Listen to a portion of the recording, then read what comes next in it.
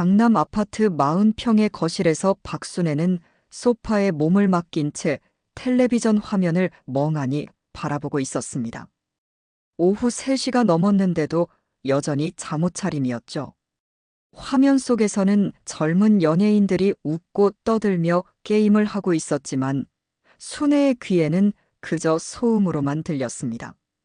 아, 정말 시끄럽네. 순애는 리모컨을 집어들어 채널을 돌렸습니다. 뉴스가 나왔지만 경제 소식만 계속 나오니 재미가 없었어요. 드라마 채널로 돌렸더니 젊은 남녀가 사랑을 속삭이는 장면이 나왔습니다. 순애는 코웃음을 쳤어요. 저런 게 사랑이라고. 남편이 살아있을 때는 이런 오후 시간이 그나마 견딜만 했습니다. 남편 박현수는 대기업 임원이었던 만큼 바쁜 사람이었지만 집에 있을 때는 순애와 함께 뉴스도 보고 이런저런 얘기도 나누곤 했거든요. 하지만 이제는 혼자였습니다. 3년 전 갑작스러운 심장마비로 남편을 떠나보낸 후 순애의 일상은 텅 빈 시간들로 채워졌어요. 창밖으로 내다보니 햇빛이 따스했습니다. 하지만 순애에게는 그저 눈부시기만 했죠. 아파트 단지 안에서 아이들이 뛰어노는 모습이 보였어요. 어떤 할머니는 손자를 데리고 산책을 하고 있었습니다. 순애는 창문을 닫고 커튼을 쳤어요. 나는 왜 이렇게 혼자일까? 냉장고에서 우유를 꺼내 마시려다가 유통기한을 확인했습니다. 이틀 전에 지났네요. 순애는 한숨을 쉬며 우유를 싱크대에 버렸어요. 장보기도 귀찮고 혼자 먹을 음식을 챙겨 먹기도 귀찮았습니다. 요즘은 배달 음식으로 때우는 날이 많아졌어요. 오후 5시쯤 되니 현관문이 열리는 소리가 들렸습니다. 어머니 왔어요. 민준의 목소리였어요. 순애는 급히 옷을 갈아입고 머리를 빗었습니다. 아들 앞에서 초라한 모습을 보이고 싶지 않았거든요. 민준아, 어서 와. 순애가 거실로 나가자 민준이 지은과 함께 들어서고 있었습니다. 민준은 42살이 되었는데도 어머니 앞에서는 여전히 조심스러운 모습이었어요. 키가 크고 체격이 좋은 편이었지만 요즘 들어 머리에 흰머리가 늘어 보였습니다. 어머니, 안녕하세요. 지은이 정중하게 인사했습니다. 38살의 지은은 작은 체구에 단정한 인상을 가진 여자였어요. 프리랜서 디자이너로 일하고 있었지만 결혼 후로는 일을 많이 줄인 상태였습니다. 그래, 지은아. 오늘은 뭘 사왔니? 순애가 지은이 들고 있는 봉지를 바라보며 물었어요. 지은은 항상 과일이나 반찬을 사가지고 왔거든요. 오늘은 갈비찜을 해서 가져왔어요. 어머니가 좋아하시는 걸로요. 그래, 고맙다. 세 사람은 식탁에 앉아 저녁을 먹기 시작했습니다. 지은이 가져온 갈비찜은 정말 맛있었어요. 순애는 몇 숟가락 먹고 나서 지은을 바라봤습니다. 지은아, 너 요즘 어떻게 지내니? 네, 어머니. 잘 지내고 있어요. 일은 잘 되고. 네, 그럭저럭해요. 순애는 잠시 침묵했다가 다시 입을 열었습니다. 그런데 지은아, 너 결혼한 지 벌써 10년이 넘었잖니?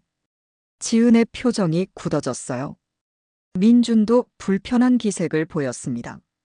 어머니. 아니야, 민준아. 나는 그냥 궁금해서 물어보는 거야. 지은아, 병원에는 가봤니? 아이가 안 생기니까 검사라도 받아봐야 하는 거 아니야? 지은은 젓가락을 내려놓고 고개를 숙였습니다. 검사는 받아봤어요. 그래서 뭐라고 하던가? 둘 다 별 이상 없다고 하던가? 네. 특별한 문제는 없다고 했어요. 순애는 조금 더 날카로운 톤으로 말했습니다. 그럼 뭐가 문제야? 10년 동안 아이가 없다는 게 말이 돼? 다른 집 며느리들은 결혼하고 1년 안에 아이를 낳던데. 어머니, 그만하세요. 민준이 끼어들었지만 순애는 계속했어요. 내가 벌써 몇 년째 같은 얘기를 하는지 아니? 5년이 넘었어. 5년이. 그동안 너희는 뭘 한 거야? 지은의 어깨가 미세하게 떨렸습니다. 순애는 그런 지은을 보며 더욱 답답해했어요. 솔직히 말해봐, 지은아. 너 일부러 아이 안 가지려고 하는 거 아니야? 요즘 젊은 사람들은 다 그렇다며. 아이 키우기 힘들다고 돈 든다고 해서 안 낳으려고 하잖아. 어머니, 정말 그만하세요. 민준의 목소리가 높아졌어요. 순애는 아들이 자신에게 그런 말투로 말하는 것이 섭섭했습니다. 내가 뭘 잘못 말했다고 그래? 시어머니가 며느리한테 아이 얘기하는 게 잘못된 거야. 10년 동안 아이 하나 없는 집이 어디 있어? 그건 나는 민준이 너 때문에 대가 끊어질까봐 걱정되는 거야. 우리 집안 대대로 아들로 이어져 왔는데 너 때문에 끝나는 거 아니야? 지은이 갑자기 일어났습니다. 저 화장실 좀 다녀올게요. 지은의 목소리가 떨리고 있었어요. 순애는 지은의 뒷모습을 바라보며 아들에게 말했습니다. 민준아, 엄마가 뭘 잘못했니? 나는 그냥 너희 걱정해서 한 말인데. 어머니, 지은이도 스트레스 받아요. 매번 오실 때마다 이런 얘기만 하시면. 스트레스. 아이 없는 게 더 큰 스트레스 아니야. 나는 손자 얼굴 보는 게 소원인데 그게 그렇게 어려운 일이야? 민주는 대답하지 않았습니다. 잠시 후 지은이 돌아왔지만 눈가가 빨갛게 되어 있었어요. 분위기는 여전히 어색했습니다. 나머지 저녁 시간은 별다른 대화 없이 지나갔어요. 식사를 마치고 민준과 지은이 설거지를 하는 동안 순애는 소파에 앉아 있었습니다. 부엌에서 들려오는 두 사람의 속삭이는 소리가 귀에 들렸어요. 무슨 얘기를 하는지는 정확히 들리지 않았지만 분명 자신에 대한 얘기일 거라는 생각이 들었습니다. 어머니, 저희 이제 가볼게요. 민준이 인사했습니다. 지은도 함께 인사했지만 표정은 여전히 어두웠어요. 그래, 조심히 가라. 다음 주에 또 올게요. 응. 현관문이 닫히자 순애는 다시 혼자가 되었습니다. 텔레비전 소리만이 거실을 채우고 있었어요. 순애는 오늘 저녁을 되돌아보며 생각했습니다.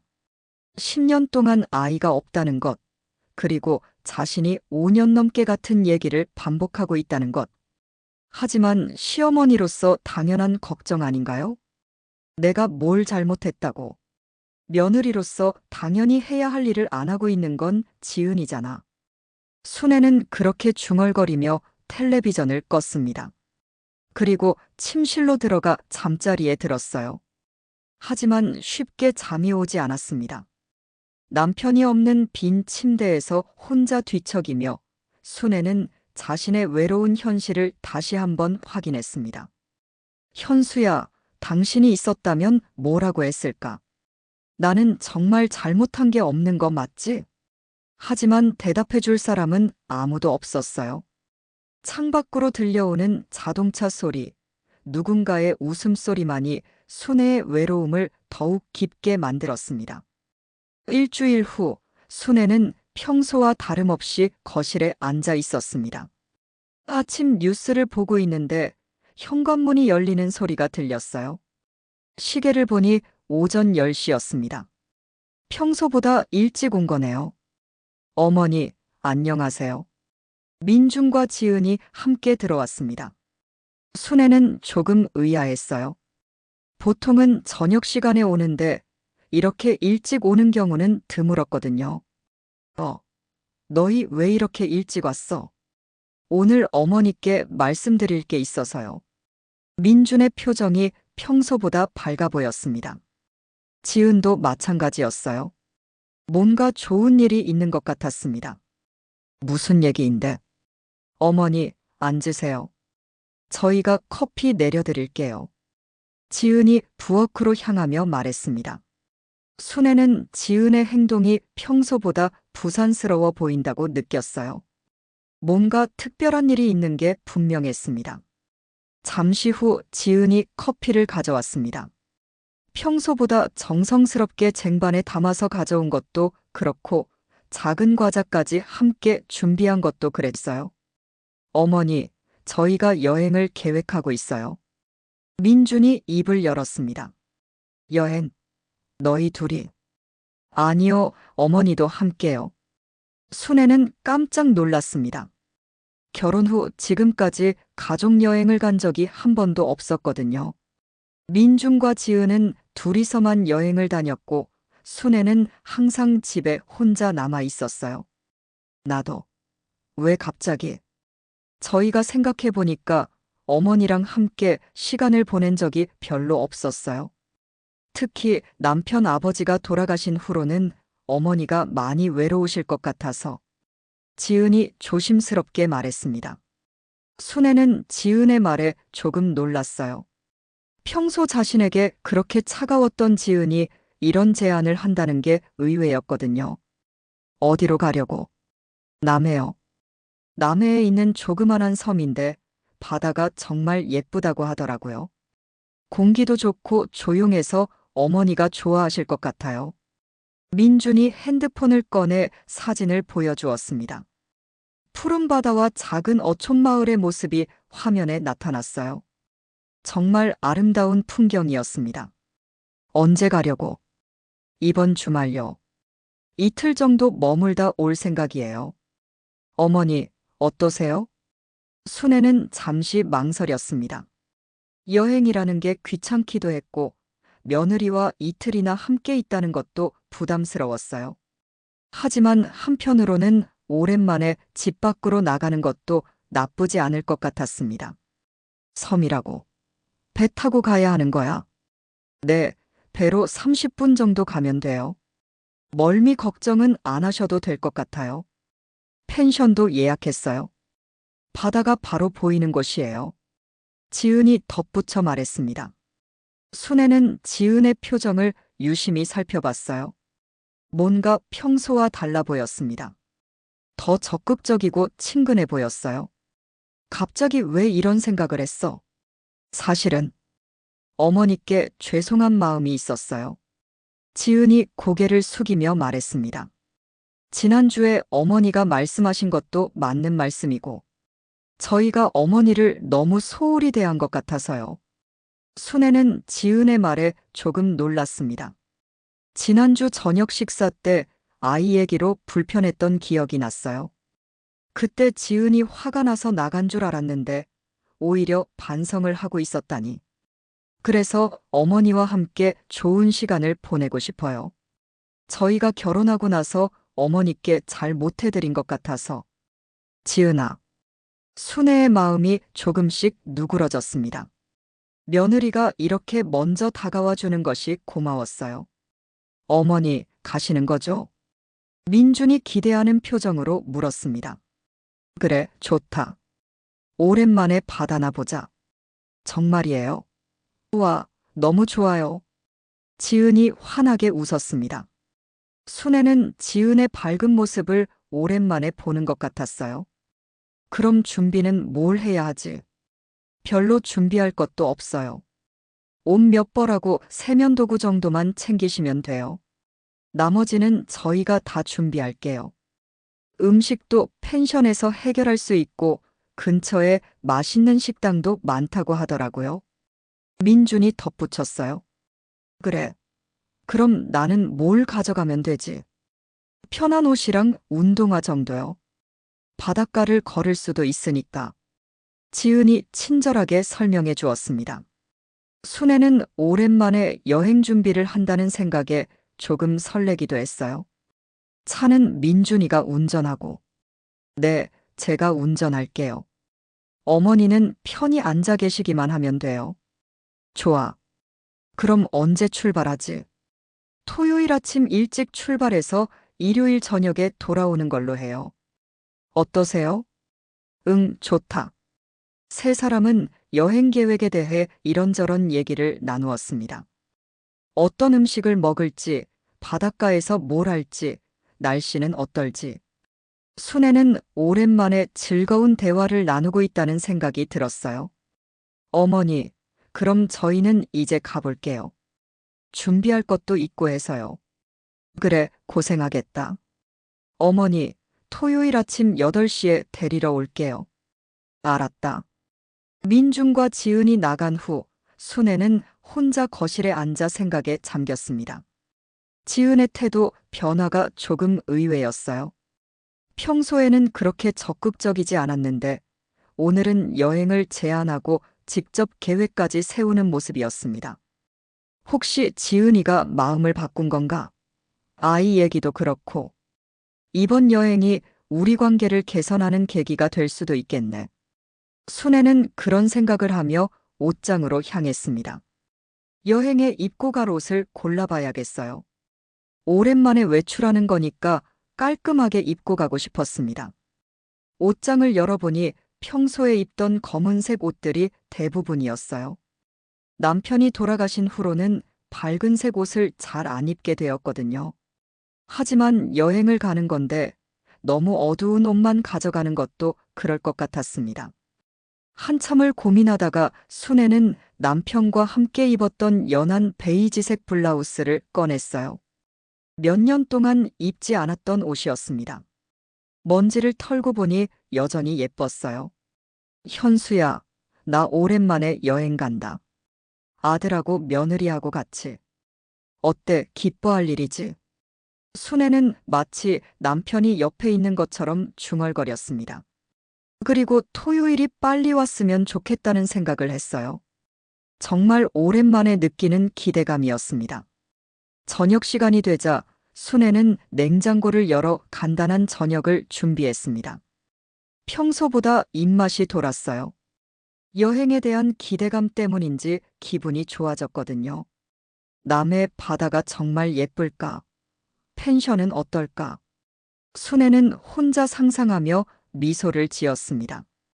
그리고 지은이 오늘 보여준 친근한 모습을 떠올렸어요. 어쩌면 이번 여행을 통해 며느리와의 관계가 좋아질지도 모른다는 희망이 생겼습니다. 밤이 되어서도 순애는 쉽게 잠들지 못했어요.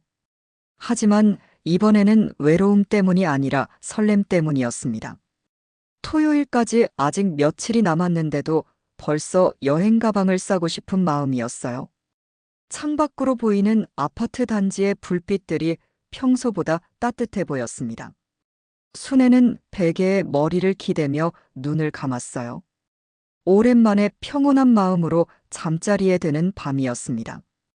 토요일 아침 7시 30분 순애는 벌써 완전히 준비를 마치고 거실에서 기다리고 있었습니다. 어젯밤에 일찍 잠자리에 들었는데도 새벽 5시에 저절로 눈이 떠졌어요. 오랜만에 여행이라 그런지 마음이 들떠서 더 이상 잠을 잘 수가 없었거든요. 여행 가방도 이미 현관 옆에 놓여 있었습니다. 연한 베이지색 블라우스와 편한 바지, 카디건 한 벌, 그리고 잠옷까지. 별로 많지 않은 짐이었지만 하나하나 정성스럽게 챙겼어요. 현관문에서 벨소리가 들렸습니다. 어머니 왔어요. 민준의 목소리였어요. 순애는 서둘러 문을 열었습니다. 벌써 다 준비하셨네요. 일찍 일어나셨어요? 지은이 순애의 여행 가방을 보며 웃었습니다. 지은도 캐주얼한 옷차림에 선글라스까지 쓰고 있어서 여행객 같은 모습이었어요. 응, 일찍 일어났어. 너희는 아침 먹었니? 네, 먹고 왔어요. 어머니는 드셨어요? 나도 먹었어. 그럼 바로 가자. 민준이 순애의 가방을 들고 차로 향했습니다. 검은색 SUV였는데 뒷좌석이 넓어서 편할 것 같았어요. 어머니, 뒷자리에 앉으실래요? 아니면 앞자리에 앉으셔도 돼요. 뒤가 편할 것 같은데. 순애가 뒷좌석에 앉자 지은이 조수석에 앉았습니다. 민주는 운전석에서 내비게이션을 설정하고 있었어요. 남해까지 3시간 정도 걸릴 것 같아요. 중간에 휴게소에서 쉬어가면서 갈게요. 좋아. 나는 괜찮으니까 천천히 가자. 차가 출발했습니다. 아침 시간이라 그런지 도로가 그리 막히지 않았어요. 순애는 창밖 풍경을 바라보며 기분 좋게 여행을 시작했습니다. 어머니, 음악 틀어드릴까요? 지은이 뒤를 돌아보며 물었습니다. 응, 좋지. 뭐든지. 지은이 라디오를 켰습니다. 잔잔한 팝송이 흘러나왔어요. 순애는 음악을 들으며 남편과 함께했던 드라이브를 떠올렸습니다. 남편이 살아있을 때는 가끔 드라이브를 하곤 했거든요. 어머니, 목 아프시면 말씀하세요. 베개도 가져왔어요. 민준이 백미러로 순애를 보며 말했습니다. 고맙다. 나는 괜찮아. 1시간 정도 지나자 고속도로에 들어섰습니다. 창밖으로 산과 들판이 펼쳐져 있었어요. 서울을 벗어나니 공기도 더 맑은 것 같았습니다. 어머니, 바다 보신 지 오래되셨죠? 지은이 다시 뒤를 돌아보며 물었어요. 그러게, 언제 봤더라? 아버지랑 부산 갔을 때였나? 그것도 몇 년 전이야. 남해 바다는 정말 예뻐요. 물도 맑고 섬도 작아서 아늑한 느낌이에요. 내가 가봤어? 네, 작년에 민준 오빠랑 둘이 갔었어요. 그때 너무 좋아서 어머니께도 보여드리고 싶었어요. 순애는 지은의 말에 조금 놀랐습니다. 자신을 위해서 여행 장소를 정했다니 정말 의외였어요. 평소 지은이 자신에게 그렇게 신경을 쓰는 편은 아니었거든요. 고맙네, 지은아. 아니에요. 저희가 당연히 해야 할 일이에요. 차 안의 분위기가 따뜻했습니다. 순애는 오랜만에 가족과 함께 있다는 느낌을 받았어요. 민준도 운전하면서 가끔 재미있는 얘기를 해주었고, 지은도 평소보다 훨씬 친근하게 대해주었습니다. 2시간쯤 지나자 민준이 휴게소에 차를 세웠습니다. 잠깐 쉬어갈게요. 화장실도 다녀오시고 커피도 마셔요. 휴게소는 사람들로 붐볐습니다. 가족 단위로 여행을 떠나는 사람들이 많았어요. 순애는 그런 모습들을 보며 자신도 그중 하나가 된 것 같아서 기분이 좋았습니다. 어머니, 뭐 드실래요? 커피. 아니면 차. 커피 줘. 지은이 커피를 사러 가는 동안 순애와 민주는 휴게소 밖 벤치에 앉았어요. 민준아, 지은이가 요즘 많이 달라진 것 같은데. 네. 뭐가요? 더 친절해졌어. 예전에는 나한테 그렇게 적극적이지 않았는데. 민주는 잠시 망설이는 표정을 지었습니다. 아, 그냥. 지은이도 어머니와 더 친해지고 싶어 해요. 그래. 다행이네. 잠시 후 지은이 커피를 가지고 왔습니다. 따뜻한 커피를 마시며 잠시 쉰 후 다시 차에 올랐어요. 남은 1시간 동안은 더욱 경치가 아름다웠습니다. 산이 점점 바다 쪽으로 이어져 가는 모습이 보였어요. 그리고 드디어 저 멀리 바다가 보이기 시작했습니다. 우와, 바다다. 순애가 무의식적으로 감탄했어요. 푸른 바다가 햇빛에 반짝이고 있었습니다. 예쁘죠? 저기서 배를 타고 섬으로 건너가요. 지은이 가리키는 방향으로 작은 항구가 보였습니다. 하얀 배 몇 척이 정박해 있었어요. 항구에 도착하자 민준이 배표를 끊었습니다. 30분 후에 출발하는 배가 있다고 했어요. 어머니, 배 괜찮으시죠? 멀미 안 하세요? 나는 괜찮아. 배도 별로 안 타봤지만 배는 생각보다 컸습니다. 승객도 그리 많지 않아서 여유롭게 앉을 수 있었어요. 순애는 창가 자리에 앉아 바다를 바라봤습니다. 배가 출발하자 바람이 시원하게 불어왔어요. 갈매기들이 배를 따라 날아다니고 있었습니다. 순애는 정말 오랜만에 이런 자유로운 기분을 느꼈어요. 어머니, 어떠세요? 지은이 옆에 앉으며 물었습니다. 좋다. 정말 시원하네. 저도 처음 왔을 때 이런 기분이었어요. 뭔가 모든 걱정이 다 사라지는 것 같아요. 순애는 지은의 말에 고개를 끄덕였습니다. 정말 그런 기분이었어요. 서울에서의 답답함, 외로움, 모든 것이 바람에 날아가는 것 같았습니다. 30분 후 작은 섬이 보이기 시작했습니다. 정말 외딴 섬이었어요. 집이 몇 채 보이긴 했지만 대부분 비어 있는 것 같았고 사람의 기척은 거의 느껴지지 않았습니다. 저기가 우리가 머물 펜션이에요. 민준이 가리키는 곳에 하얀 건물이 보였습니다. 바다가 바로 앞에 보이는 곳이었어요. 사람은 있어? 아니요, 셀프 펜션이에요. 저희가 알아서 해야 해요. 배에서 내리자 정말 조용했습니다. 바람 소리와 파도 소리만 들렸어요. 사람은 전혀 보이지 않았습니다. 펜션까지는 걸어서 5분 정도 걸렸습니다. 순애는 섬의 적막한 분위기에 조금 불안하기도 했지만 한편으로는 이런 고요함이 마음에 들기도 했어요. 정말 조용하네. 사람이 사는 곳이 맞나? 네, 사는 사람은 있는데 몇 달에 한 번씩 본토에 나가서 장을 본다고 하더라고요. 지금은 마침 없는 것 같아요. 펜션에 도착해서 열쇠를 찾아 문을 열었습니다. 내부는 깔끔하게 정리되어 있었어요. 부엌도 있고 거실도 있고 방도 3개나 있었습니다. 어머니, 방은 바다가 보이는 쪽으로 드릴게요. 순애의 방은 정말 바다가 바로 보이는 곳이었어요. 창문을 열자 시원한 바닷바람이 들어왔습니다. 와, 정말 좋다. 순애는 창가에 서서 바다를 바라봤습니다. 파도가 하얗게 부서지는 모습이 마치 그림 같았어요. 어머니, 점심 해드릴게요. 재료도 다 가져왔어요. 지은이 부엌으로 향하며 말했습니다. 그래, 고생하겠다. 점심을 먹고 잠시 낮잠을 자고 나니 오후 3시였습니다. 창밖으로 보니 민준과 지은이 바닷가를 걷고 있었어요. 둘이 조용히 대화를 나누는 모습이 보였습니다. 순애는 그 모습을 보며 흐뭇했어요. 부부가 저렇게 다정하게 지내는 것도 좋은 일이었습니다. 그리고 자신도 함께 이런 시간을 보낼 수 있다는 것이 행복했어요.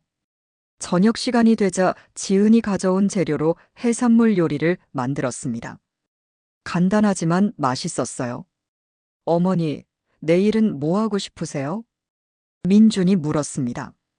글쎄, 바닷가나 더 걸어보고. 특별히 뭘 하고 싶다는 생각은 없어. 그냥 이렇게 있는 것만으로도 좋아. 그럼 내일 아침에 일찍 일어나서 일출도 보고 산책도 해요. 지은이 제안했습니다. 좋지.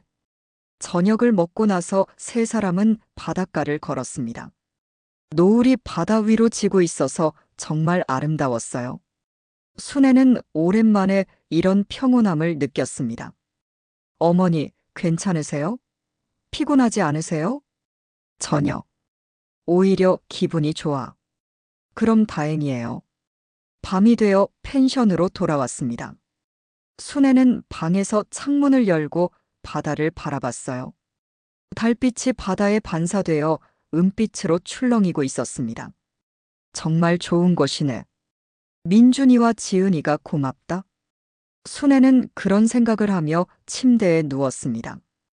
바다 소리를 들으며 잠자리에 드는 것은 정말 오랜만이었어요. 마음이 편안해져서 금세 잠이 들 것 같았습니다. 하지만 밤중에 이상한 소리가 들렸어요. 뭔가 짐을 꾸리는 소리 같았습니다. 하지만 너무 졸려서 그냥 다시 잠이 들었어요. 새벽 5시 순애는 이상하게도 잠에서 깼습니다. 평소보다 일찍 깬 건 아니었지만 뭔가 주변이 너무 조용했어요.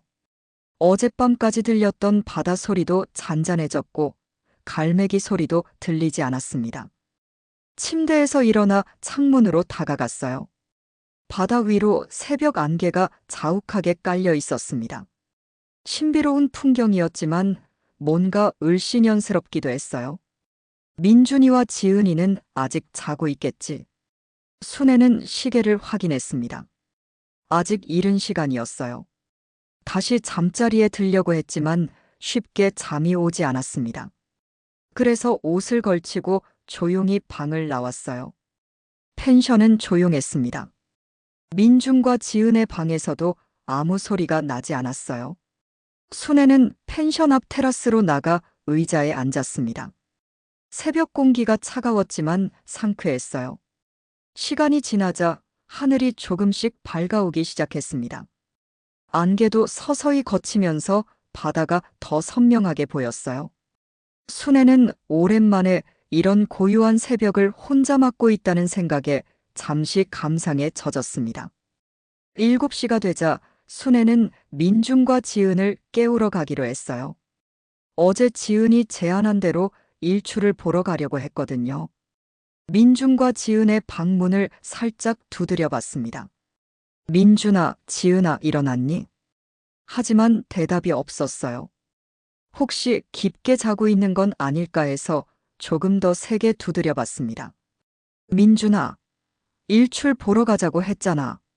그래도 여전히 대답이 없었어요. 순애는 이상하다는 생각이 들어 문고리를 돌려봤습니다.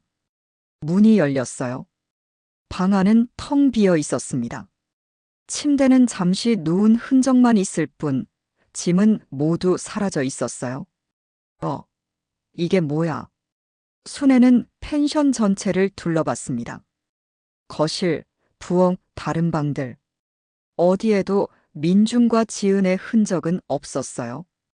어젯밤에 가져온 짐들도 모두 사라져 있었습니다. 설마. 순애는 급히 핸드폰을 꺼내 민준에게 전화를 걸었습니다. 하지만 전화는 꺼져 있었어요. 지은에게도 걸어봤지만 마찬가지였습니다. 이게 무슨 일이야? 순애는 펜션 주변을 돌아다니며 두 사람을 찾아봤습니다. 하지만 이 섬에는 정말 아무도 없었어요. 몇 채의 집들도 모두 비어 있었고 사람의 흔적은 어디에도 없었습니다. 점심시간이 되어도 두 사람은 나타나지 않았습니다. 순애는 항구로 가봤어요. 혹시 배를 타고 나간 건 아닐까 해서였습니다. 항구에 가니 작은 매표소가 있었는데 그곳도 비어 있었어요. 하지만 운항시간표가 붙어 있었습니다. 새벽 6시에 첫 배가 출발한다고 되어 있었어요. 순애는 머리가 하얗게 변하는 것을 느꼈습니다. 새벽 6시에 배가 출발했다는 것은 자신이 새벽에 테라스에서 바다를 보고 있을 때 이미 떠났다는 뜻이었어요. 그리고 짐을 들고 갔다는 것은 처음부터 돌아올 생각이 없었다는 뜻이었습니다. 이게 무슨 일이야? 순애는 다리에 힘이 풀려 항구 벤치에 주저앉았어요. 상황을 정리해 보려고 했습니다. 민중과 지은이 자신을 이 외딴 섬에 혼자 남겨두고 떠났다는 것. 처음부터 계획된 일이었다는 것. 그동안의 친근한 태도도 여행 제안도 모두 가짜였다는 것. 아들이, 며느리가 나를 버리고 간 거야. 순애의 목소리가 떨렸습니다. 믿고 싶지 않았지만 상황은 너무나 명확했어요. 오후 내내 순애는 펜션에서 나오지 못했어요. 충격과 배신감으로 아무것도 할 수 없었습니다. 어떻게 자신의 아들이, 그것도 10년 동안 함께 살아온 며느리가 이런 일을 할 수 있는지 이해할 수 없었어요. 저녁이 되자 순애는 냉장고를 열어봤습니다. 어제 지은이 가져온 음식들이 조금 남아 있었어요. 하지만 배가 고프기도 했지만 음식이 목으로 넘어가지 않았습니다. 밤이 되어서야 순애는 조금씩 정신을 차리기 시작했어요. 분노가 치밀어 올랐습니다. 어떻게 감히 나를 이렇게 버릴 수 있어? 순애는 주먹을 꽉 쥐었어요. 평생 아들을 위해 살아왔는데 이런 식으로 배신당할 줄은 꿈에도 몰랐습니다.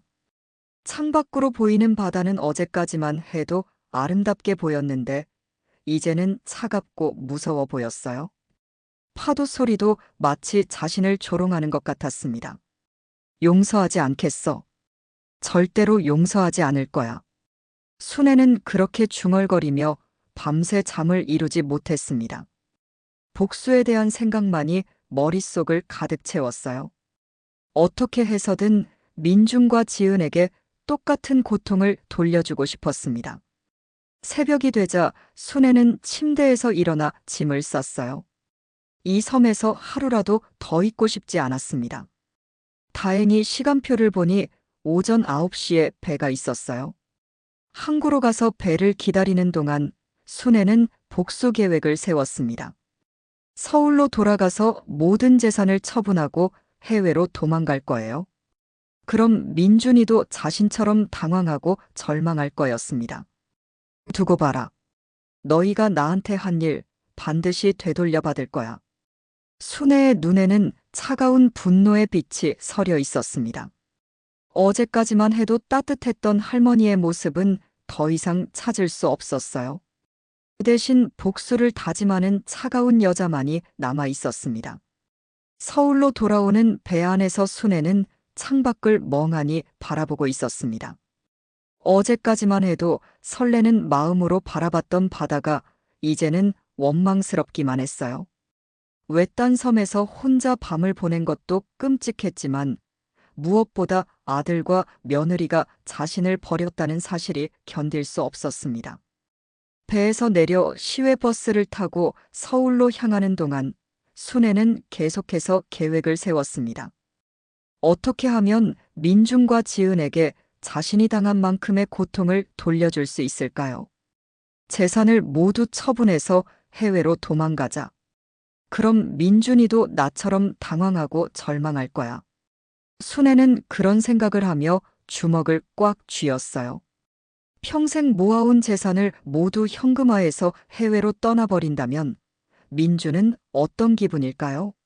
자신을 버린 것을 후회하게 될까요? 오후 늦게 서울에 도착했습니다. 아파트로 돌아가는 길에 순애는 부동산 중개소들을 유심히 봤어요. 내일 당장 아파트를 내놓아야겠다는 생각이었습니다. 현관문을 열고 집에 들어서니 모든 것이 그대로였어요.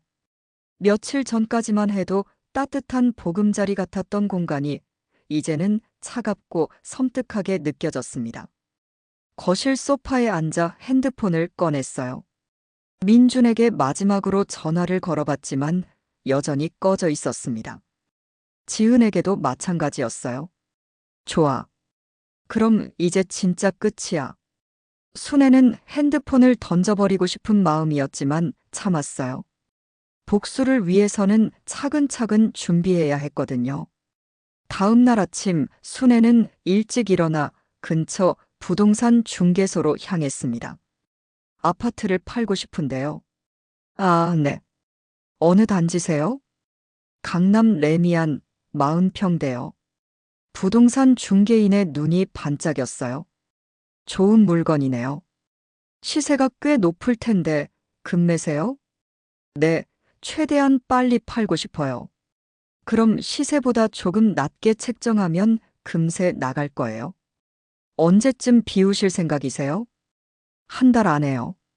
순애는 서류를 작성하며 마음을 다잡았어요. 이 아파트는 남편과 함께 평생 모아서 산 집이었습니다. 추억이 많은 곳이기도 했어요. 하지만 이제는 그런 것들이 중요하지 않았습니다. 부동산 중개소를 나온 후 순애는 은행으로 향했어요.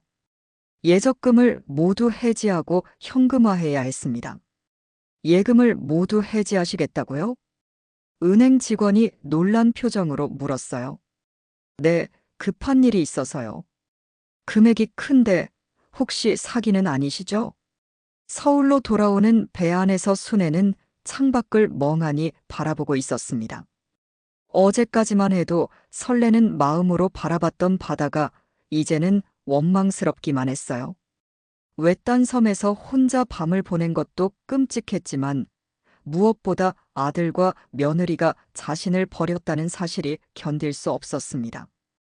배에서 내려 시외버스를 타고 서울로 향하는 동안 순애는 계속해서 계획을 세웠습니다. 어떻게 하면 민준과 지은에게 자신이 당한 만큼의 고통을 돌려줄 수 있을까요? 재산을 모두 처분해서 해외로 도망가자.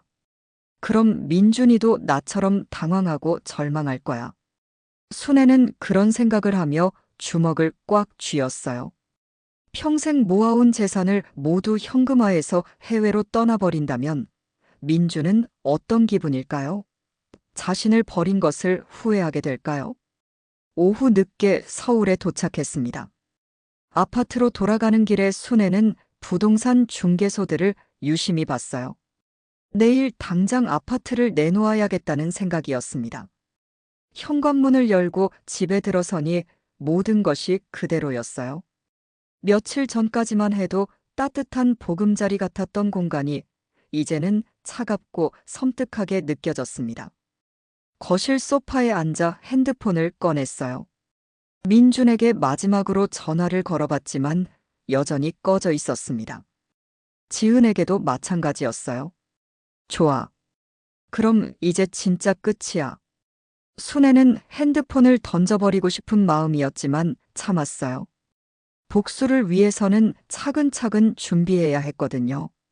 다음 날 아침 순애는 일찍 일어나 근처 부동산 중개소로 향했습니다. 아파트를 팔고 싶은데요. 아, 네. 어느 단지세요? 강남 레미안 40평대요. 부동산 중개인의 눈이 반짝였어요. 좋은 물건이네요. 시세가 꽤 높을 텐데 금매세요? 네, 최대한 빨리 팔고 싶어요. 그럼 시세보다 조금 낮게 책정하면 금세 나갈 거예요. 언제쯤 비우실 생각이세요? 한 달 안에요. 순애는 서류를 작성하며 마음을 다잡았어요. 이 아파트는 남편과 함께 평생 모아서 산 집이었습니다.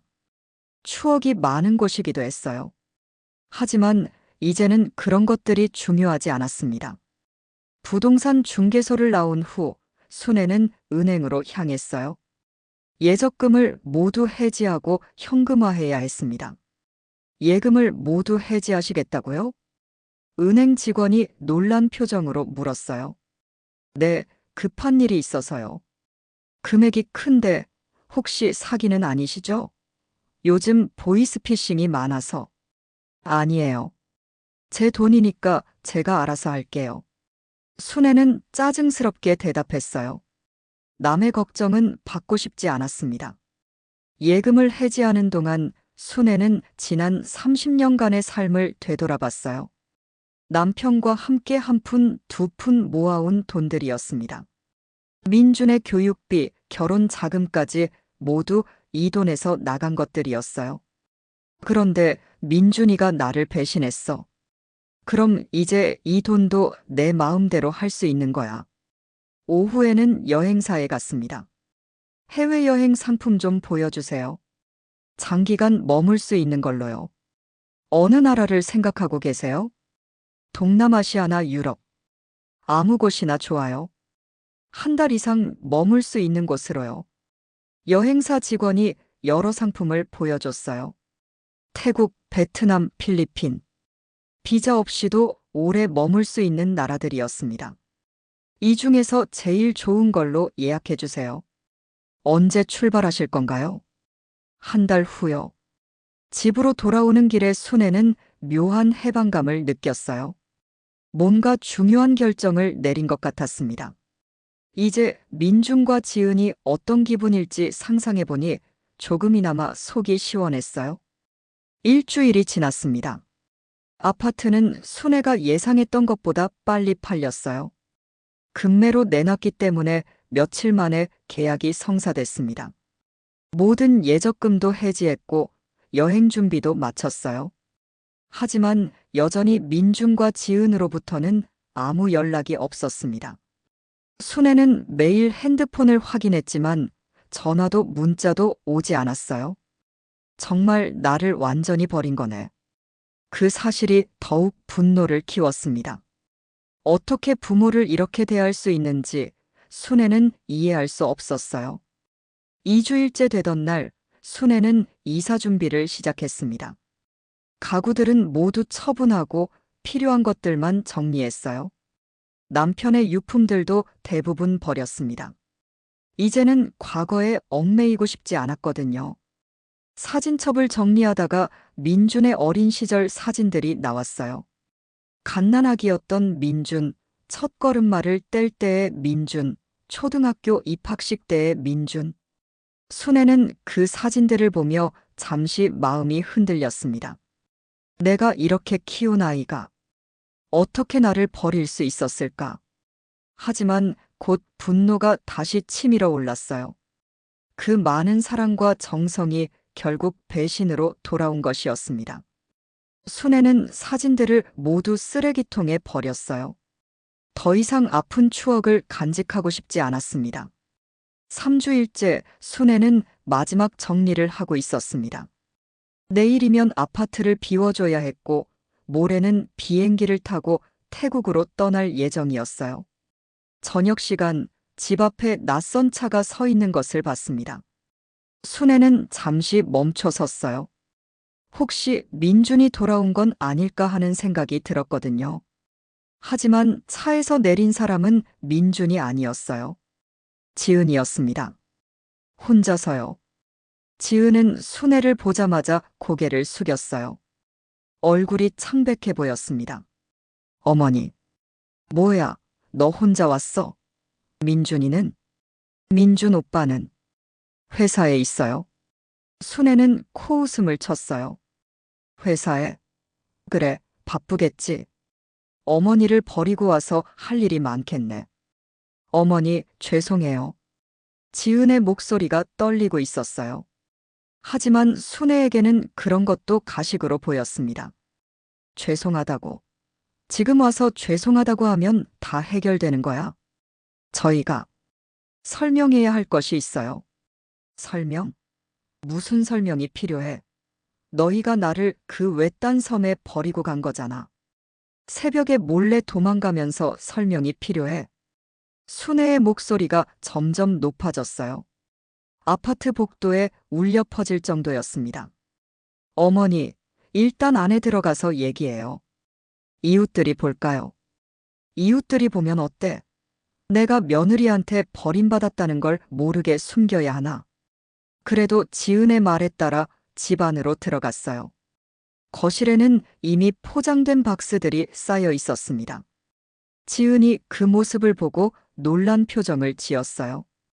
어머니, 이게 뭐예요? 보면 모르겠어? 이사 준비야. 이사요? 어디로요? 너희는 상관없어.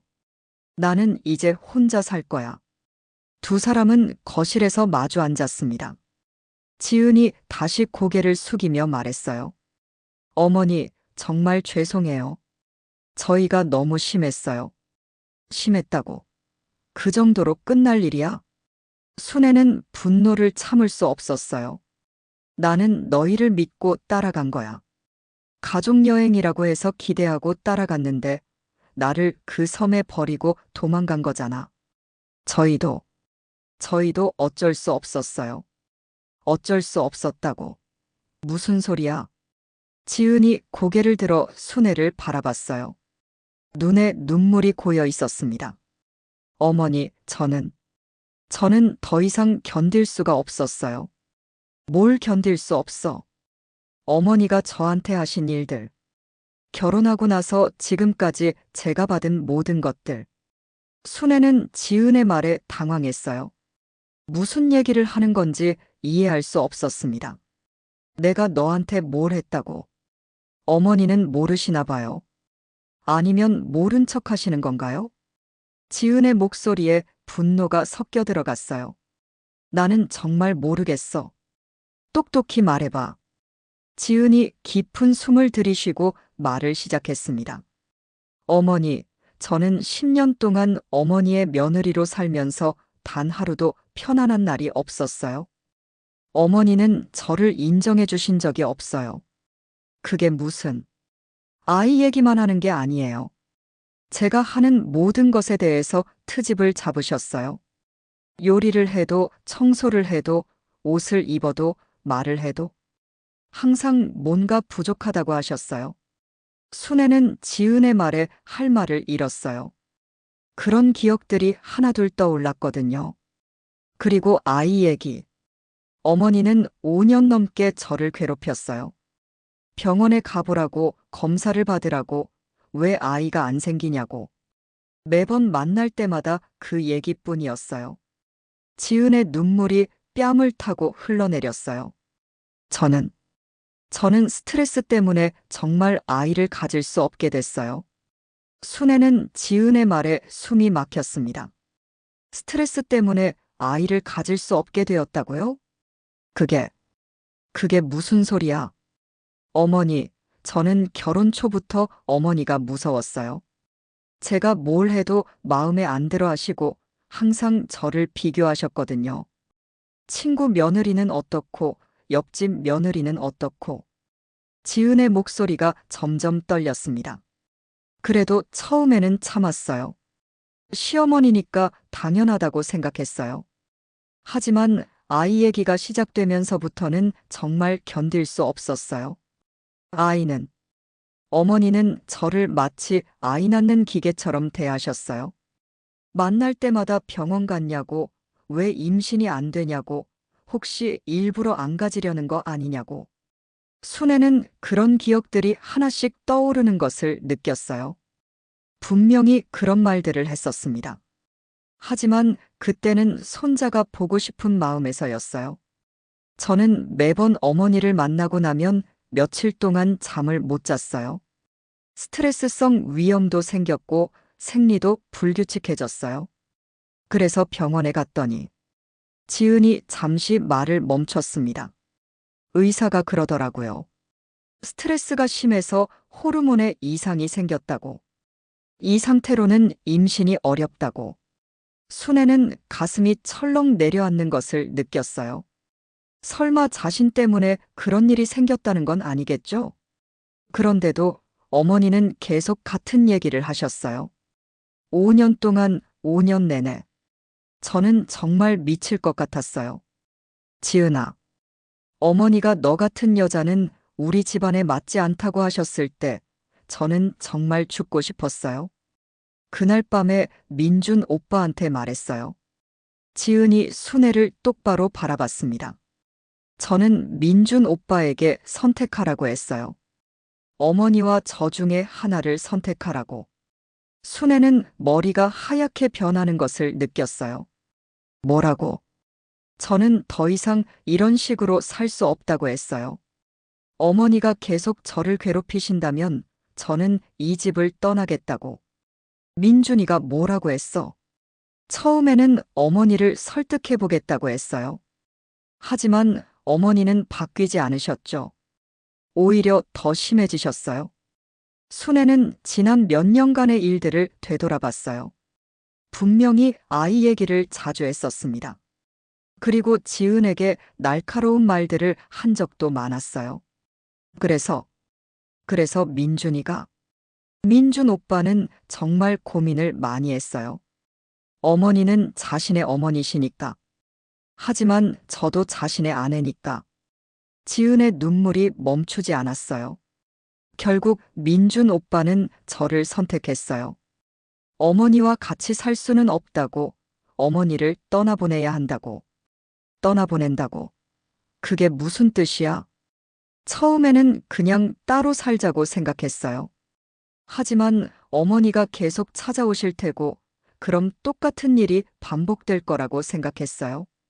순애는 지은의 말을 듣고 있을 수가 없었어요. 믿을 수 없는 이야기였습니다. 그래서 나를 그 섬에 버린 거야. 어머니, 저희는 정말 다른 방법을 찾으려고 했어요. 하지만 뭐야. 어머니는 절대 바뀌지 않으실 거라고 생각했어요. 저희가 아무리 말씀드려도 듣지 않으시니까. 순애는 분노와 충격이 동시에 밀려오는 것을 느꼈어요. 자신이 지은을 괴롭혔다는 것, 그리고 그 때문에 아들이 자신을 버렸다는 것. 그럼 내가 잘못했다는 거야. 어머니. 아니야. 나는 며느리에게 당연한 얘기를 한 거야. 시어머니가 며느리한테 아이 얘기하는 게 잘못된 거야. 순애의 목소리가 높아졌어요. 손자 보고 싶다고 하는 게 죄야. 너를 위해서 걱정해주는 게 괴롭히는 거야. 어머니, 하지만도 없어. 그런 이유로 어머니를 버리는 게 말이 돼. 순애는 일어서서 방을 걸어 다녔어요. 마음이 복잡했습니다.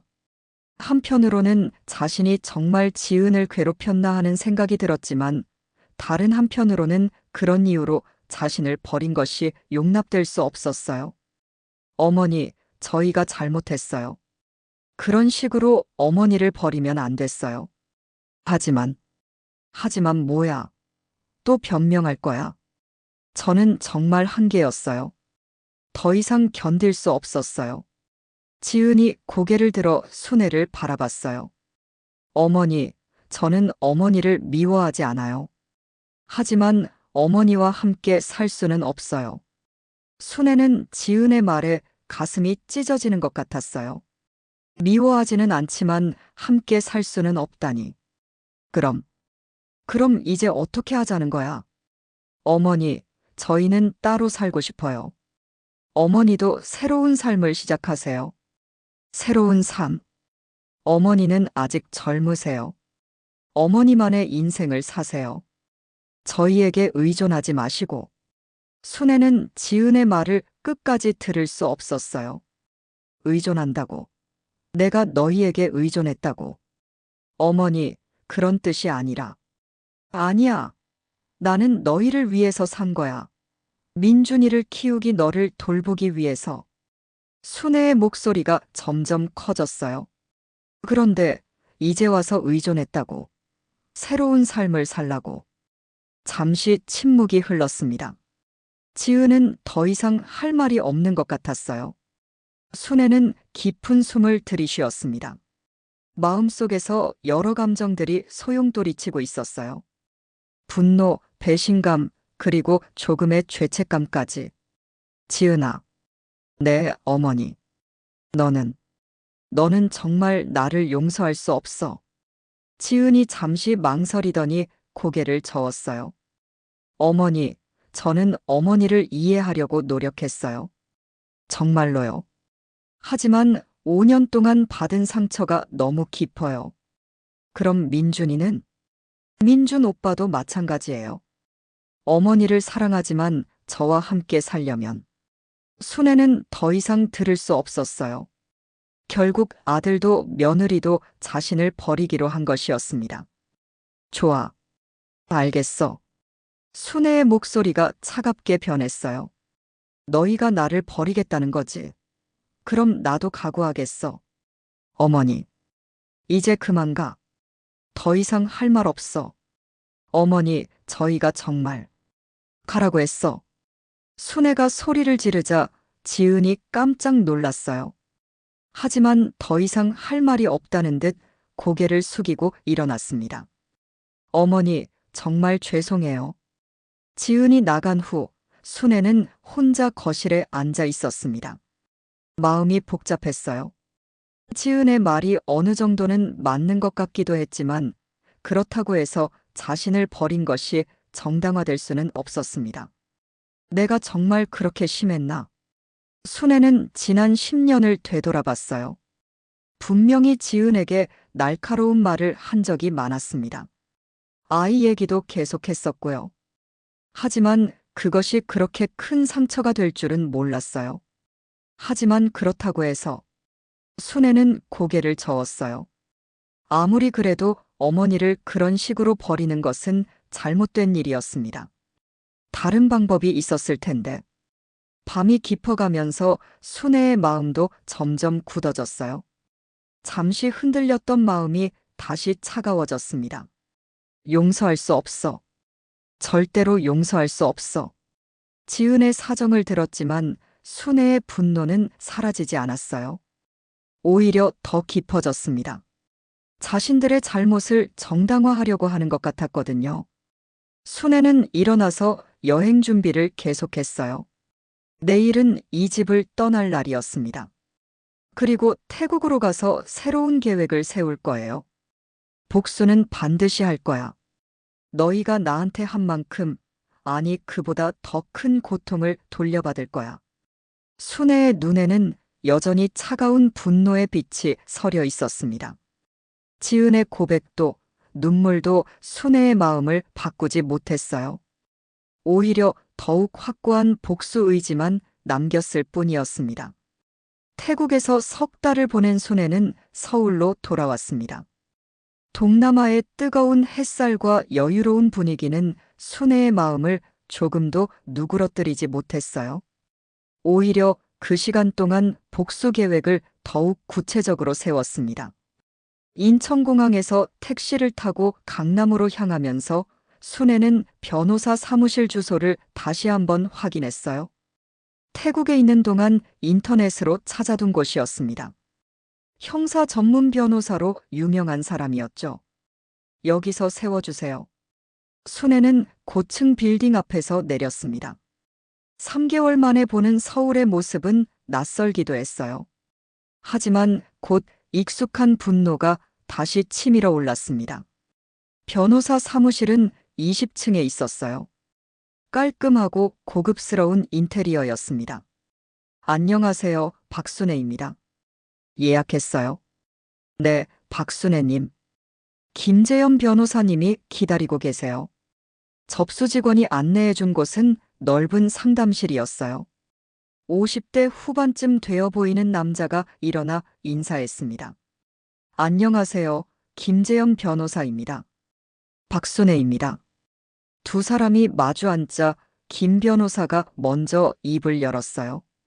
전화로 간단히 말씀해 주셨는데 유기죄로 고소하고 싶다고 하셨죠? 네, 맞습니다.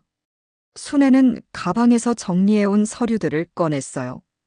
남의 여행 관련 증거들, 펜션 예약 내역, 배편 시간표 등이었습니다. 자세한 상황을 말씀해 주세요.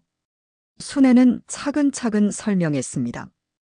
여행 제안부터 시작해서 섬에 버려진 일까지 모든 것을 빠뜨리지 않고 얘기했어요. 김 변호사는 중간중간 메모를 하며 경청했습니다. 상황은 이해했습니다. 그런데 혹시 아드님이나 며느님과 이런 일이 생기게 된 배경이 있나요? 그냥 가족 간의 작은 갈등이 있었어요. 순애는 지은의 고백에 대해서는 자세히 말하지 않았어요. 그런 것들은 자신에게 불리하게 작용할 수 있다고 생각했거든요.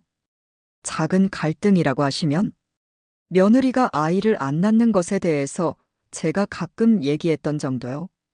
시어머니로서 당연한 걱정이었죠. 김 변호사가 고개를 끄덕였어요. 그 정도로는 이런 극단적인 행동을 정당화할 수 없죠. 유기죄 성립 가능성이 높아 보입니다. 정말인가요? 네, 보호자가 피보호자를 위험한 상황에 방치한 경우에 해당할 수 있어요. 특히 외딴 섬에 혼자 두고 간 것은 명백한 유기행위입니다. 순애는 마음이 한결 가벼워졌어요. 역시 법적으로 문제가 있는 일이었던 거네요. 어떻게 진행하면 되죠? 먼저 고소장을 작성해서 경찰서에 제출하겠습니다. 그리고 증거 자료들을 정리해서 수사기관에 제출하고요. 시간은 얼마나 걸리나요? 케이스마다 다르지만 보통 석 개월에서 1년 정도 걸립니다. 하지만 이 경우는 증거가 명확해서 더 빨리 진행될 수도 있어요. 순애는 계약서에 서명하고 착수금을 지불했습니다. 드디어 복수가 시작되는 것이었어요. 변호사 사무실을 나오면서 순애는 민준에게 전화를 걸었습니다. 석 달 만에 걸어보는 전화였어요. 여보세요? 민준의 목소리였습니다. 놀란 것 같았어요. 민준아, 나야. 어머니, 어디 계세요? 연락이 안 돼서 걱정했어요. 걱정했다고. 너희가 나를 버리고 가면서. 어머니, 그건. 됐어. 할 말 있으면 법정에서 해. 법정이요? 민준의 목소리가 떨렸어요. 너희를 유기죄로 고소했어. 곧 경찰서에서 연락 갈 거야. 어머니, 잠깐만요. 이야기를 해봐요. 할 이야기 없어. 너희가 나한테 한 짓을 법적으로 책임지라고. 순애는 전화를 끊었어요. 민준의 당황한 목소리를 들으니 속이 조금 시원했습니다. 일주일 후 경찰서에서 연락이 왔어요. 민준과 지은이 출석했다는 것이었습니다. 어떻게 됐나요? 순애가 담당 형사에게 물었어요. 일단 피의자들이 혐의를 인정했습니다. 다만 가족 간의 갈등이 원인이라고 주장하고 있어요. 그게 변명이 되나요? 법적으로는 변명이 될 수 없죠. 어떤 이유든 보호자를 위험한 곳에 방치한 것은 유기죄에 해당합니다. 한 달 후 검찰에서 기소 결정이 내려졌습니다. 민준과 지은 모두 유기죄로 기소된 것이었어요. 순애는 그 소식을 들었을 때 마침내 해냈다는 생각이 들었어요. 하지만 동시에 묘한 공허함도 느꼈습니다. 재판날이 잡혔습니다. 첫 공판이 열리는 날, 순애는 일찍 법원에 도착했어요. 법정에서 민준과 지은을 만나는 것은 정말 오랜만이었습니다. 민준은 많이 야위어 보였어요. 지은도 마찬가지였습니다. 두 사람 모두 순애를 보고도 시선을 피했어요. 모두 기립해 주십시오. 판사가 입장하자 재판이 시작됐습니다. 검사가 공소 사실을 낭독했어요. 피고인들이 피해자를 남해에 외딴 섬에 유기한 혐의에 대한 내용이었습니다. 피고인들은 공소 사실을 인정합니까? 판사가 물었어요. 민준이 일어났습니다. 예, 사실관계는 인정합니다. 하지만 불가피한 사정이 있었습니다. 어떤 사정입니까? 피해자인 어머니와 더 이상 함께 살 수 없는 상황이었습니다. 어머니의 지속적인 언어 폭력과 정신적 괴롭힘 때문에 아내가 심각한 스트레스를 받았고, 순애는 민준의 말을 듣고 화가 치밀었어요. 지금까지도 자신들을 정당화하려고 하다니. 그렇다 하더라도 이런 방식으로 해결할 수는 없는 것 아닙니까? 판사가 준엄하게 말했습니다. 재판은 석 시간 동안 계속됐어요. 순애는 증인으로 출석해서 자신이 겪은 일들을 자세히 증언했습니다. 피해자께서는 피고인들을 용서할 의향이 있으십니까? 판사가 마지막에 물었어요. 순애는 잠시 망설였습니다. 법정에서 마주본 민준과 지은의 모습이 마음에 걸렸어요. 하지만 곧 그날 섬에서 느꼈던 절망감을 떠올렸습니다. 용서할 수 없습니다. 순애의 목소리는 단호했어요. 아무리 가족 간의 갈등이 있었다 해도 이런 식으로 어머니를 버리는 것은 용서할 수 없는 일입니다. 재판부는 일주일 후 판결을 선고한다고 했어요. 판결일, 순애는 다시 법정에 앉아 있었습니다. 긴장됐지만 한편으로는 마침내 끝이 날 것 같아서 안도감도 들었어요. 주문을 선고하겠습니다. 판사가 입을 열었어요. 피고인 김민준, 이지은은 각각 벌금 300만 원에 처한다. 벌금형이었습니다. 실형은 아니었지만 유죄 판결이 내려진 것이었어요. 다만 피고인들이 피해자에 대한 부양 의무를 이행하지 않은 점, 가족 간의 갈등을 이런 극단적 방식으로 해결하려 한 점을 고려하여 위와 같이 선고합니다. 재판이 끝나고 법정을 나오면서 순애는 민준과 지은을 마주쳤어요. 어머니. 민준이 다가왔지만 순애는 고개를 돌렸습니다. 이제 끝났어. 더 이상 할 말 없어. 어머니, 정말 죄송해요. 저희가 늦었어. 순애는 그렇게 말하고 법원을 빠져나왔어요. 승리했다는 기분이었지만 동시에 허전한 마음도 들었습니다. 저녁에 혼자 아파트에 앉아 있으니 정말 조용했어요. 복수는 성공했지만 남은 것은 공허함 뿐이었습니다. 창밖으로 보이는 서울의 야경이 예전만큼 아름답게 보이지 않았어요. 순애는 민준의 어린 시절 사진을 태운 것을 후회하기 시작했습니다. 이제 정말 혼자구나. 순애는 그렇게 중얼거리며 긴 밤을 맞았어요. 복수는 끝났지만 진정한 승리감은 찾을 수 없었습니다. 재판이 끝난 지 6개월이 지났습니다. 순애는 새로 구한 작은 원룸에서 혼자 살고 있었어요. 강남의 넓은 아파트를 팔아 치운 돈으로 충분히 더 좋은 곳에서 살 수 있었지만 굳이 그럴 필요를 느끼지 못했습니다. 혼자 사는데 넓은 집이 무슨 소용이겠어요? 오늘도 순애는 평소와 다름없이 오후 시간을 소파에서 보내고 있었습니다. 텔레비전에서는 뉴스가 나오고 있었지만 별로 관심이 없었어요. 세상 돌아가는 일들이 자신과는 상관없는 것 같았거든요. 핸드폰이 울렸습니다. 요즘은 스팸 전화 외에는 거의 오는 전화가 없었는데 누구일까요? 여보세요? 순애야, 나 영희야. 동네 슈퍼마켓 사장인 영희였어요. 순애와 같은 또래로 가끔 장을 보러 가면 안부를 묻곤 하는 사이였습니다. 아, 영희야. 무슨 일이야? 순애야, 혹시 뉴스 봤어? 뉴스요? 무슨 뉴스? 아들 민준이 말이야. 순애의 가슴이 철렁했어요.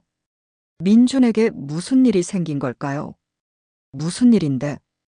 회사에서 잘렸다는 소문이 돌던데. 어머니 유기 사건 때문에. 순애는 핸드폰을 꽉 쥐었습니다. 정말이야? 응. 우리 동네 김순자가 그러는데 민준이 다니던 회사에서 일하는 사람한테 들었다고 하더라고. 회사에서 이미지 관리 때문에 내보냈다는 얘기가. 전화를 끊고 나서 순애는 멍하니 앉아 있었어요. 민준이 회사에서 잘렸다니. 그것도 자신과의 일 때문에 말이에요.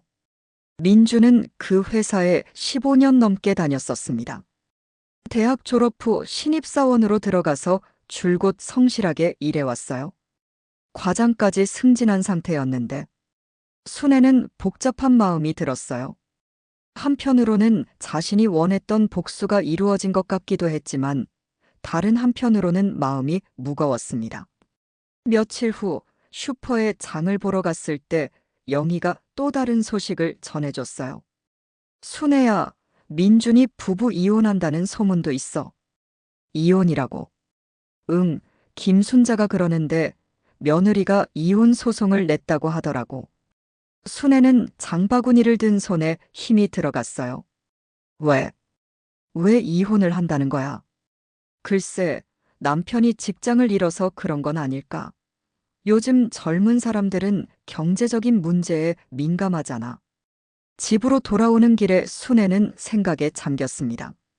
민준과 지은이 이혼한다니. 그들이 그토록 사랑했는데 말이에요. 일주일 후 순애는 우연히 민준을 만났습니다.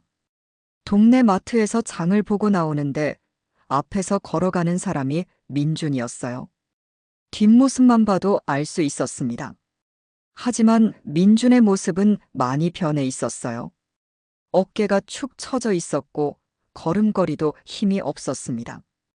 예전에 당당했던 모습은 어디에도 없었어요. 순애는 뒤를 따라가면서 민준을 지켜봤습니다. 민준은 작은 원룸 건물로 들어갔어요. 순애가 알던 민준의 집은 강남의 아파트였는데 이제는 이런 곳에서 사는 모양이었습니다. 정말 이혼한 건가? 순애는 건물 앞에서 한참을 서 있었어요. 올라가서 민준을 만나볼까 하는 생각도 들었지만 결국 그냥 돌아왔습니다. 한 달 후 순애는 정확한 소식을 들을 수 있었어요. 동네 부동산에서 일하는 박미자를 통해서였습니다. 순애야, 민준이가 정말 이혼했대. 정말이야? 응, 며느리가 이혼 소송에서 이겼다고 하더라고. 재산 분할도 받고. 순애는 가슴이 먹먹해졌어요. 민준이는 어떻게 지내고 있어? 글쎄, 요즘 택시 운전을 한다는 소문이 있던데. 확실하지는 않지만. 택시 운전이라니. 대기업 과장이었던 민준이 이제는 택시를 몰고 있다는 건가요? 그날 밤 순애는 잠을 이룰 수 없었어요. 창밖으로 택시들이 지나갈 때마다 혹시 그 중에 민준이 있는 건 아닐까 하는 생각이 들었습니다. 며칠 후 순애는 정말로 민준을 다시 만났어요. 이번에는 택시 안에서였습니다. 병원에 다녀오는 길에 택시를 탔는데 운전석을 보니 민준이 앉아 있었어요. 민준도 백미러를 통해 순애를 알아봤는지 깜짝 놀란 표정을 지었습니다. 어머니, 민준아. 차 안에는 어색한 침묵이 흘렀어요. 민준은 여전히 운전을 계속했지만 손이 떨리고 있는 것이 보였습니다. 어떻게 지내니? 순애가 먼저 입을 열었어요. 그냥 살고 있어요. 민준의 목소리는 많이 변해 있었어요. 예전에 밝고 자신감 넘치는 목소리가 아니었습니다. 회사는 그만뒀어요. 이혼도 했다면서. 네. 민준의 대답은 짧고 힘이 없었어요. 순애는 민준의 뒷목을 바라봤습니다. 머리에 흰머리가 많이 늘어 있었어요. 목소리도 많이 쉬어 있었고요. 지은이는 어떻게 지내? 잘 지내는 것 같아요.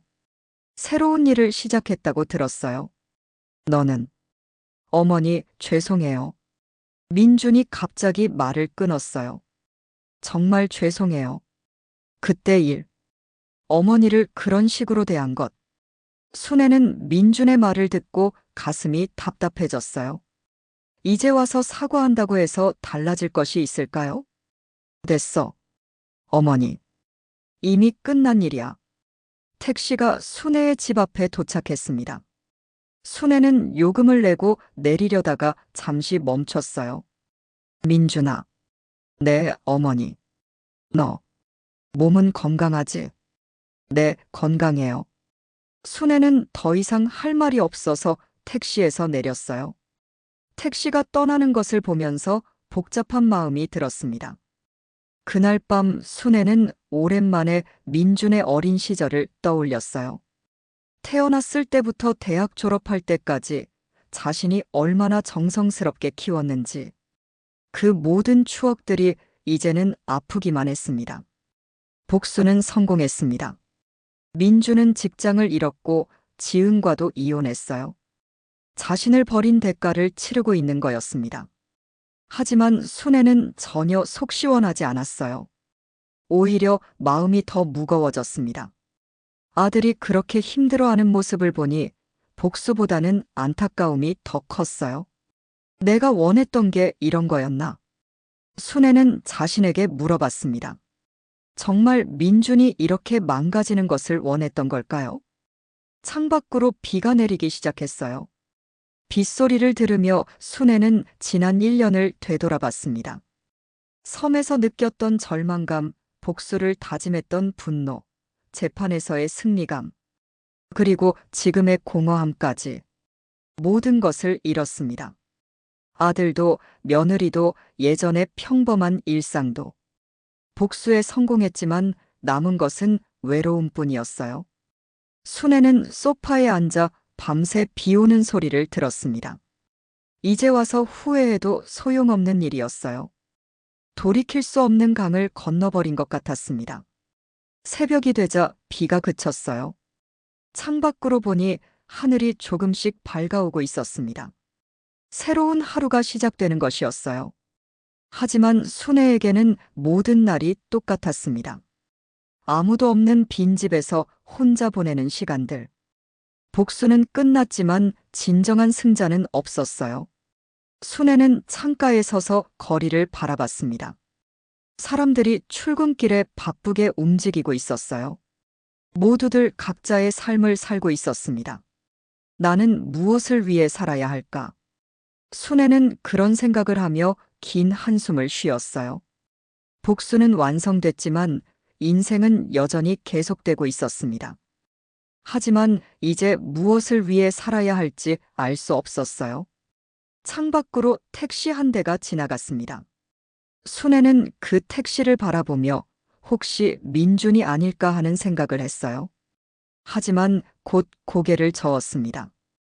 이제는 정말 끝난 일이었어요. 용서도 화해도 불가능한, 돌이킬 수 없는 일이 되어버렸습니다. 순애는 소파로 돌아가 앉았어요. 텔레비전을 켰지만 집중할 수 없었습니다. 마음속에는 여전히 공허함만이 남아 있었어요. 이게 내가 원했던 걸까? 순애는 다시 한번 중얼거렸습니다. 하지만 이제 와서는 답을 찾을 수 없었어요. 복수의 칼날은 결국 자신도 베어버린 것 같았습니다.